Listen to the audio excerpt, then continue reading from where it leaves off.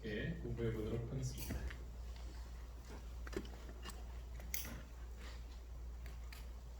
어제 했었던 내용들 잠깐 복습해 보도록 하겠습니다.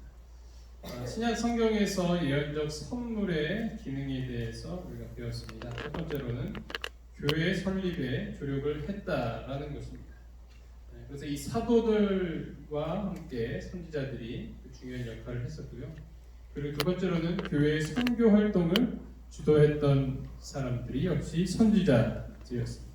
그리고 그들은 교회의 덕을 세우게 되었고 또한 교회를 연합시키고 보호하였습니다.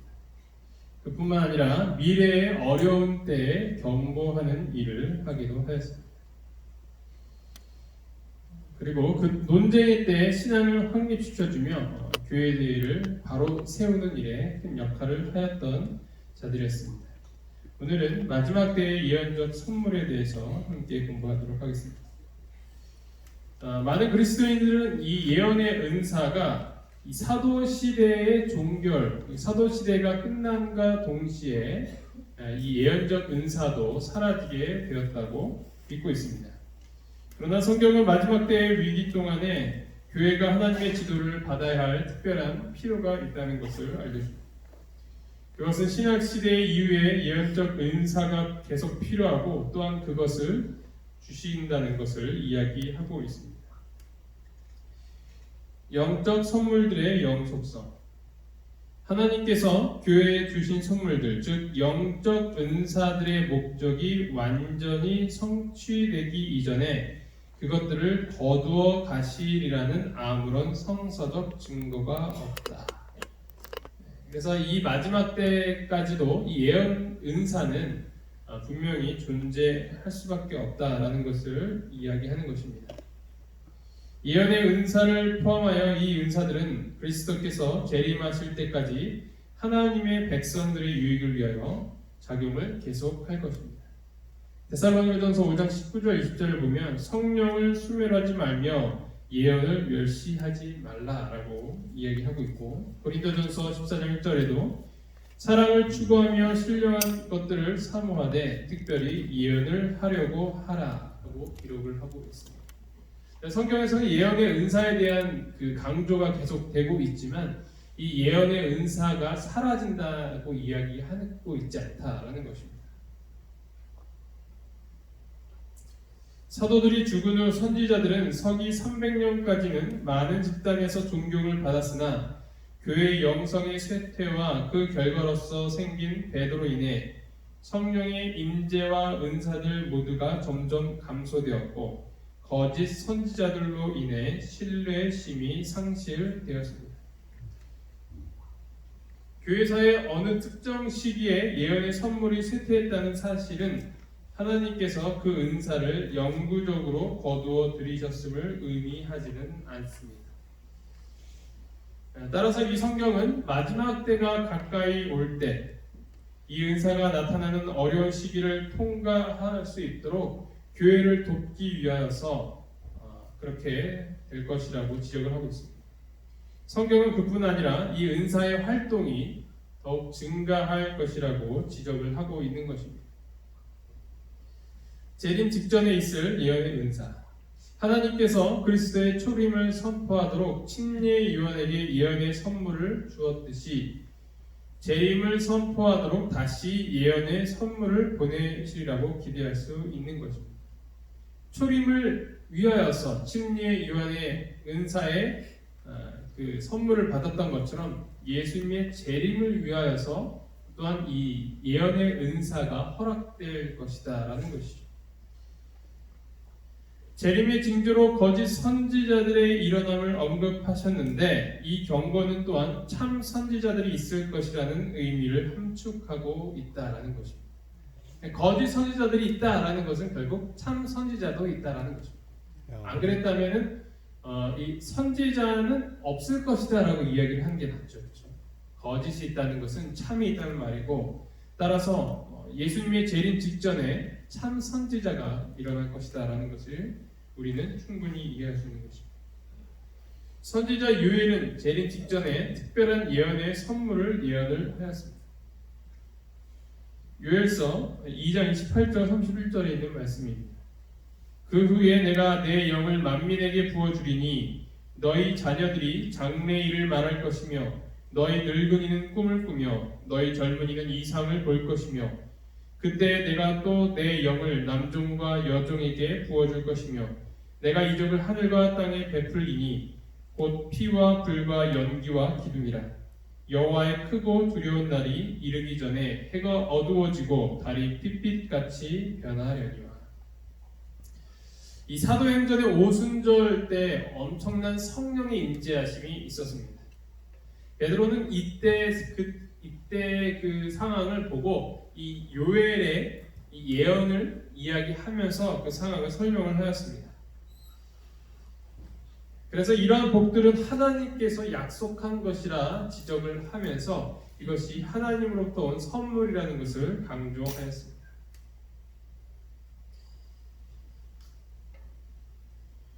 오순절의 성령 강림은 이른 비에 해당하는 성령의 충만한 역사의 맛보기이며 늦은 비에 해당하는 성령의 최종적 부어주심은 재림 직전에 있을 것이다.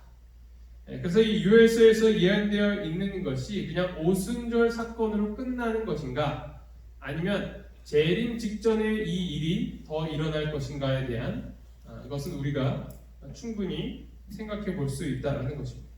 그래서 이 선지자 요엘이 강조한 이 재림 직전에 있을 성령의 임함 그리고 예언의 은사는 분명히 이루어지게 될 것이라는 것을 우리가 살펴볼 수 있는 것입니다.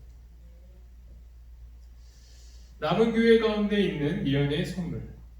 재림 직전에 사단은 그 여자의 남은 자손을 공격하는데 그들은 하나님의 계명을 지키며 예수의 증거를 가진 자들로 묘사하고 있습니다. 요한계시록 12장 17절, 우리가 많이 봤었던 성경절이죠.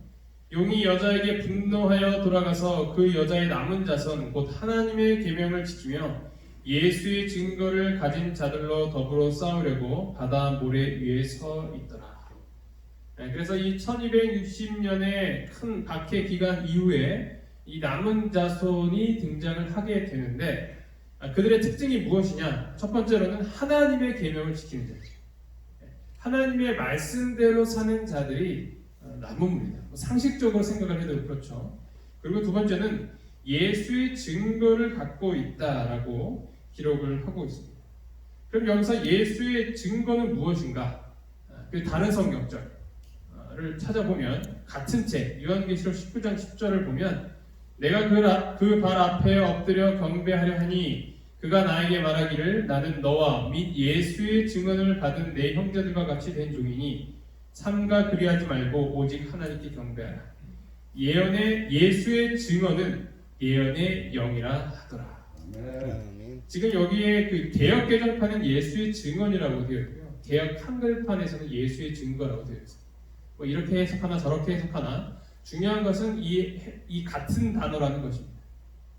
해석이 아니라 번역이죠. 증언이든 증거든 이것은 같은 단어인 마르티리아라는 이 헬라어를 번역한 것입니다.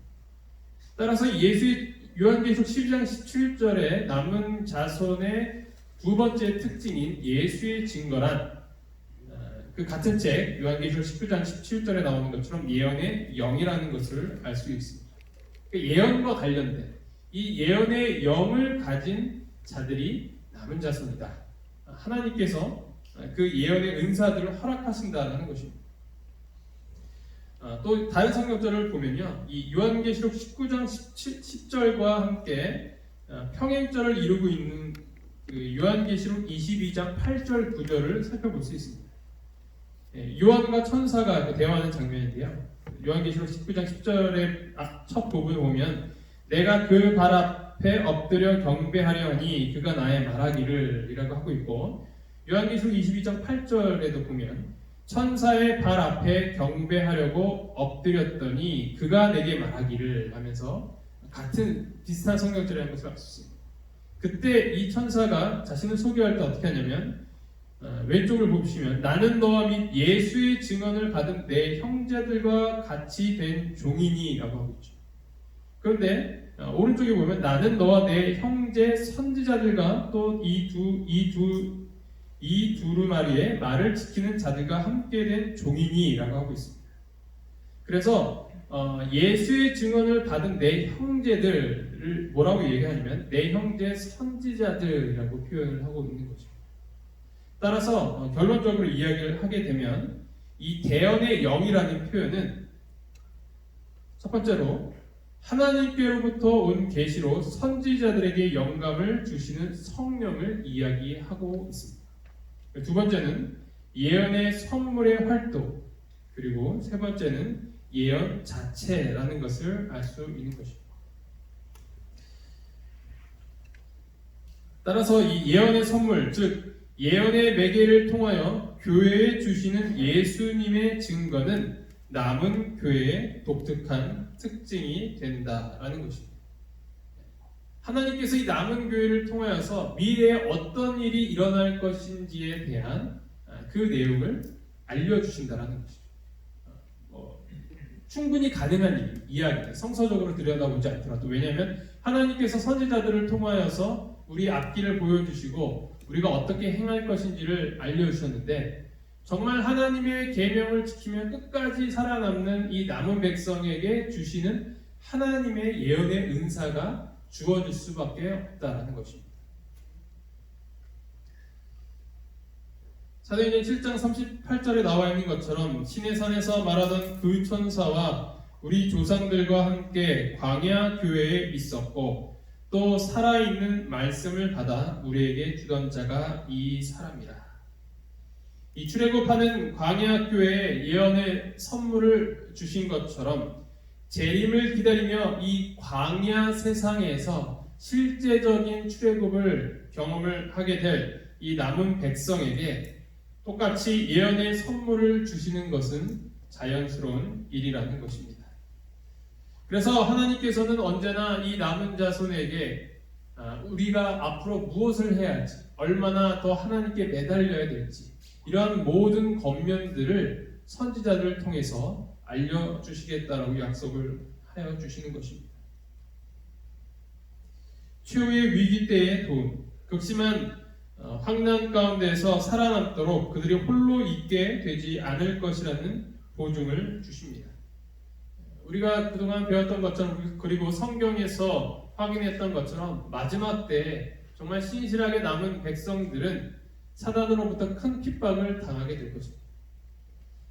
그 핍박이 두려워서 믿음을 잃어서는 안 되겠죠, 그렇죠? 하지만 그것 때문에 우리가 두려워서 낭망할 필요도 없습니다. 왜냐하면 이 성경에서 분명히 우리를 끝까지 이끌어 주실 것이라는 약속이 있기 때문입니다. 그 약속이 실현되는 것이 바로 이 선지자를 통하여서 우리에게 예언의 은사를 허락하신다는 것입니다. 예수의 증거, 즉 대언의 영은 그들의 최종적 목적, 즉 재림 때 그들의 구주와의 연합으로 그들을 안전하게 인도할 것이다. 이것이 바로 하나님의 약속인 것입니다. 마지막 때가 된다고 하여서 우리 너무 두려워하지 마시고, 하나님께서 언제나 우리를 끝까지 사랑하시고 돌보시고 지키시기 위하여서 끊임없이 우리를 이끌어 주신다는 그 믿음을 갖고 이 어려운 때 우리 모두가 이겨낼 수 있는 주님의 신실한 남은 백성이 되기를 간절히 바랍니다. 아멘. 세 번째로는 성경 시대 이후의 예언자들과 성경입니다. 사실 성경 그 자체가 이 예언의 선물이에요. 그렇죠? 예언의 영이며 성령 하나님께서 우리 이 모든 하나님의 백성들에게 주시는 그러한 약속인 것입니다. 이 예언의 말씀, 어떤 선지자가 예언을 했을 때 그것이 성경 말씀을 대체한다거나 아니면 이 성경이 틀렸다라고 이야기한다거나 그렇게는 할 수 없는 것입니다. 우리에게는 이 완벽한 정경이 주어져 있기 때문에 이것이 가장 최고의 표준이 되어야 합니다. 따라서 모든 예언은 결국 말씀과 일치하며 그 말씀으로 향하도록 해야 하는 것입니다.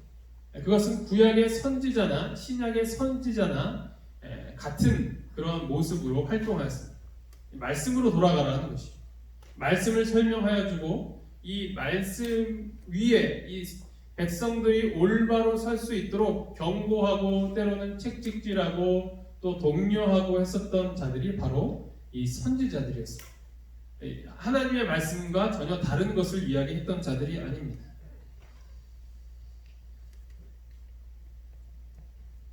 그리스도의 재림 전에 거짓 선지자들이 일어날 것이라고 성경에서 경고하고 있기 때문에 우리는 그러면 참 선지자는 누구인가에 대한 것을 알아야 한다는 것이죠. 거짓 선지자들을 조심해야 되는 것은 알겠는데 누가 거짓 선지자이고 누가 참 선지자인지를 어떻게 알 수 있는가에 대한 질문을 우리는 당연하게 할 수밖에 없는 것입니다. 그래서 성경에서는 이 참 예언과 이 거짓 예언, 참 선지자와 거짓 선지자를 구분할 수 있는 네 가지 시금석을 우리에게 알려주고 있습니다. 첫 번째는 무엇인가? 그 기별이 성경과 일치하는가라는 것이죠. 가장 중요한 부분입니다. 이사야 8장 20절을 보면 마땅히 율법과 증거의 말씀을 따를지니 그들이 말하는 바가 이 말씀에 맞지 아니하면 그들이 정녕 아침 빛을 보지 못하고. 이 구절은 모든 선지자는 하나님의 율법과 선지자의 글과 그 모든 것들과 조화되어야 한다는 것을 말하고 있습니다. 그 둘이 다르다면 둘 중 하나는 틀린 것이죠. 그러면 선지자의 말이 틀린 것인가? 아니면 이 하나님의 말씀이 틀린 것인가? 당연히 그 선지자가 했던 말이 틀린 것이고 그는 거짓 선지자가 될 수 있다라는 것입니다. 우리는 무엇을 기준으로 판단해야 하는지는 충분히 알 수 있는 것입니다. 따라서 우리는 어떤 선지자의 말씀이라든지 아니면 제가 여기 올라와서 하는 여러 가지 말씀들이라든지 이런 것들이 하나님의 말씀과 맞는지 안 맞는지 살펴보셔야 돼요. 그래서 제가 괜히 이상한 얘기 했다 그러면 조용히 와서 목사님 정녕 아침빛을 보지 못해서 경고의 말씀 해주시면 겸허히 이야기해 주기 받아들이도록 하겠습니다. 그렇다고 갑자기 일어나셔서 이야기하시면 제가 좀 당황하니까 몰래 조용히 하시면 제가 사과의 말씀을 드리고 올바른 말씀을 전하도록 하겠습니다. 두 번째는 그 예언이 성취되는가입니다. 신명기 18장 21절 22절에 있는 말씀입니다. 내가 마음속으로 이르기를 그 말이 여호와께서 이르신 말씀인지 우리가 어떻게 알리요 하리라. 만일 선지자가 있어 여호와의 이름으로 말하니래 증언도 없고 성취함도 없으면 이는 여호와께서 말씀한 것이 아니요 그 선지자가 제 마음대로 한 말이니 는 그를 두려워하지 말지니라. 구약 성경에서도 거짓 선지자가 참 많았나. 그래서 그것을 어떻게 구분합니까? 라고 했을 때 어떻게 말하고 있냐면 바로 이 예언의 말씀이 성취가 되어야 한다라는 것입니다. 어떤 경고를 했는데 그 말씀이 성취가 되었느냐 되지 아니하였느냐라는 것을 이야기하고 있는 것이죠. 예레미야 28장 9절에도 평화를 예언하는 선지자는 그 예언자의 말이 응한 후에야 그가 진실로 여호와께서 보낸 선지자로 인정받게 되리라. 그래서 미래에 대한 예언을 하게 될 텐데 선지자는 그 선지자가 참 선지자인지 거짓 선지자인지 알 수 있는 것은 정말로 그가 했던 이야기들이 성취가 되느냐 되지 않느냐, 이것이 바로 이 참 선지자를 구분하는 중요한 두 번째 시금석이라는 것입니다. 세 번째는 그리스도의 성육신이 인정되고 있는가 하는 것입니다. 요한일서 4장 2절 3절 이로써 너희가 하나님의 영을 알지니 곧 예수 그리스도께서 육체로 오신 것을 시인하는 영마다 하나님께 속한 것이요 예수를 시인하지 아니하는 영마다 하나님께 속한 것이 아니니 이것이 곧 적그리스도의 영이니라. 오리라 한 말을 너희가 들었거니와 지금 벌써 세상에 있느니라. 이 예수 그리스도를 인정을 해야 되는데 그냥 예수님의 존재 자체를 인정하는 것을 넘어서 바로 이 육체로 오신 것을 시인해야 한다는 것입니다. 성육신을 인정해야 된다는 것이죠. 성육신은 무엇이냐면 하나님과 인간의 그 조화를 이야기하고 있는 것입니다. 그래서 예수님을 하나님으로 인정해야 하고 또한 인간으로 오셨다는 것도 인정을 해야 한다는 것입니다. 예수님을 하나님을 인정하지 않는 그런 선지자가 있다면 그는 거짓 선지자라는 것을 말해주고 있는 것입니다. 마지막으로 그 선지자가 좋은 열매를 맺었는가 아니면 나쁜 열매를 맺었는가 하는 것입니다. 마태복음 7장 18절로 20절 좋은 나무가 나쁜 열매를 맺을 수 없고 못된 나무가 아름다운 열매를 맺을 수 없느니라. 아름다운 열매를 맺지 아니하는 나무마다 찍혀 불에 던져지느니라. 이러므로 그들의 열매로 그들을 알리라. 이 권면은 선지자라는 주장을 평가하는 데 있어서 아주 결정적인 역할을 하는 시금석입니다. 선지자가 절대적으로 완전해야 한다는 것을 의미하는 것은 아닙니다. 그러나 그들은 성령의 분명한 열매를 맺어야 한다는 것입니다. 그리고 또한 다른 이들에게 끼친 선지자들의 영향에 관한 것이라고 할 수 있습니다. 이 선지자의 자체가 갖고 있는 그 열매도 이야기하고 있지만 성령의 열매죠, 그렇죠? 그들의 품성이 정말 하나님께서 원하시는 그런 품성의 열매를 맺고 있는가? 이것도 중요하지만 더 중요한 것은 이 선지자들의 영향력이 어느 정도 되느냐라는 거죠. 그 선지자의 글로 인하여서 많은 사람들이 믿음을 회복하고 또 신앙이 회복이 되고 또 앞으로 무엇을 해야 할지를 밝히 알려주는 그런 선지자라면 그는 참 선지자가 될 수 있다는 것입니다. 반대로 그 글로 인하여서 하나님의 말씀을 떠나게 하고 그리고 그 교회를 떠나게 하게 한다면 그 선지자는 좋은 선지자가 될 수, 참 선지자가 될 수 없다라는 것입니다. 그 선지자로 인하여 백성들의 믿음이 강화되고 마찬가지로 성령의 열매를 맺는 삶을 살게 되었는지에 대한 검증이 필요하다는 것입니다. 그래서 어쩌면 이 선지자의 누가 참 선지자인가라는 것을 검증하는 데는 상당히 오랜 시간이 걸릴 수 있습니다. 왜냐하면 오랜 그 시간이 지난 뒤에 여전히 많은 사람들이 그 선지자로 인하여서 유익을 얻고 있는가 없는가에 대하여서 판단을 해봐야 하기 때문인 것입니다.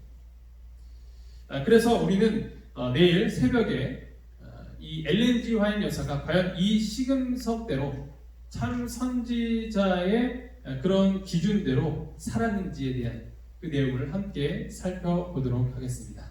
내일 오실 때에도 이 유인물을 꼭 지참하시고 이 예언의 선물 공부를 마무리 짓도록 하겠습니다. 기도하시겠습니다. 하늘이신 하나님 아버지, 오늘 저희에게 예언의 선물에 대해서 함께 알려주셔서 참으로 감사합니다. 아버지, 저희가 이 마지막 때 어떻게 살아야 할지를 선지자를 통하여서 밝히 알려주심에 참으로 감사합니다.